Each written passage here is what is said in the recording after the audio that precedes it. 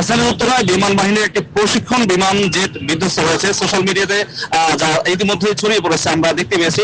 দর্শক একটু জানাতে চাই যে আজ সোমবার 21 জুলাই উত্তরার মাহেশ্রম যে কলেজ প্রাঙ্গণ, সেই কলেজ প্রাঙ্গণে এই দুর্ঘটনা ঘটে এবং ইতিমধ্যে কিন্তু তুরাগ থানার যে ডিটি অফিসার মনিরুল ইসলাম বিষয়টি নিশ্চিত করেছেন। এদিকে আইএসপিআর জানিয়েছে যে বাংলাদেশ বিমান বাহিনীর F7 বিজয় প্রশিক্ষণ বিমান উত্তরায় বিধ্বস্ত হয়েছে এবং বিমানটি উড্ডয়ন করেছিল 1:16 মিনিটে। তবে বিমান সূত্র জানা গেছে প্রশিক্ষণ বিমানটিতে ছিলেন স্কোয়াড্রন লিডার তৌকির এবং তার কিন্তু এখন পর্যন্ত কোনো খোঁজ পাওয়া যায়নি।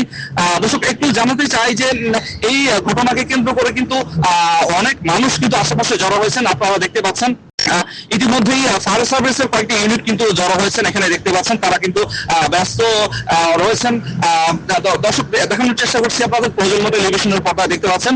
দর্শক একটু জানাতে চাই যে এই ঘটনার পর কিন্তু সোশ্যাল মিডিয়াতে কয়েকটি ছবি ছড়িয়ে পড়ার পর কিন্তু বিরূপ প্রতিক্রিয়া দেখা গিয়েছে।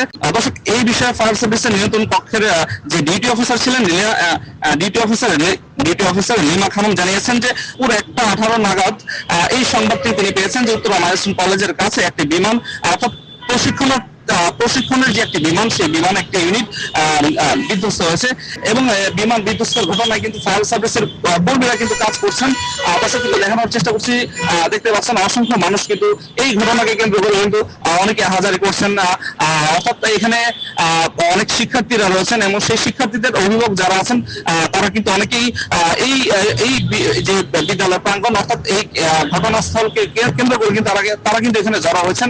দেখতে পাচ্ছেন অসংখ্য মানুষ কিন্তু এখানে জড়ো হয়েছেন এই ঘটনাকে কেন্দ্র করে। দর্শক এই ছিল আমার কাছে সর্বশেষ পরিস্থিতি, আবারও ফিরছি একটু পরেই।